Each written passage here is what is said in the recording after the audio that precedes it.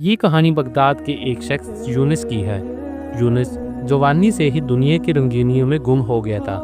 مسجد کی اذان کی آواز اس کے کانوں تک پہنچتی، مگر وہ کبھی نور کر نہ دیکھتا۔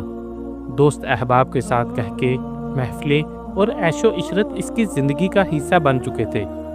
لوگ اسے دیکھ کر کہتے، یہ وہی یونس ہے جس کے والد ایک نیک عالم تھے۔ افسوس، یہ تو باپ کی عزت بھی بھول گیا۔ یونس کے دل میں نہ نماز کی پرواہ تھی نہ روزے کی۔ اسے بس یہی لگتا کہ زندگی ایک بار ملی ہے، جی بھر کے گزار لو۔ اس کی ماں اکثر آنسو بہا کر کہتی، بیٹا نماز پڑھ لو، ایک دن یہی کام آئے گی۔ مگر یونس ہنس کر ٹال دیتا، اماں ابھی میں جوان ہوں، بڑھاپے میں سب ٹھیک کر لوں گا۔ یوں ہی سال گزر گئے، ماں بڑھاپے کی دہلیز پر پہنچ گئی، مگر یونس ابھی بھی اپنی دنیا میں مست تھا۔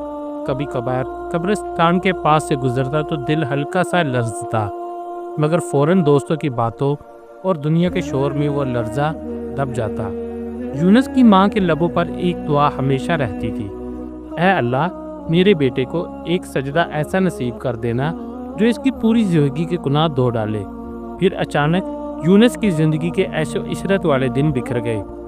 اسے ایک ایسی بیماری نے گھیر لیا جس سے وہ دن بہ دن کمزور ہونے لگا۔ یونس نے ڈاکٹر کے پاس جانے کا فیصلہ کیا۔ ڈاکٹر نے یونس کو چیک کرنے کے بعد کہا، یونس تو نے آنے میں دیر کر دی، یہ بیماری آہستہ آہستہ بڑھتی جائے گی، شاید تمہارے پاس زیادہ وقت نہیں۔ رات کے پچھلے پہر یونس بستر پر لیٹا ہوا تھا، سانس لینا مشکل ہو رہا تھا۔ دل میں خوف کی لہر دوڑ گئی۔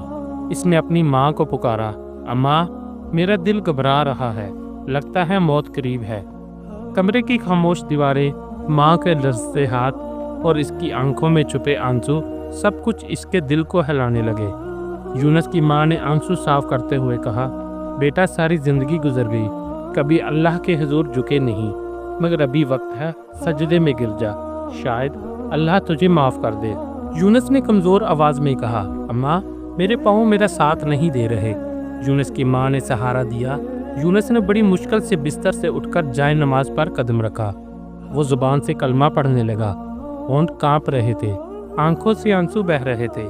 اس نے پہلی بار اپنی پیشانی زمین پر رکھی، وہ سجدہ جو اس کی زندگی کا پہلا سجدہ تھا۔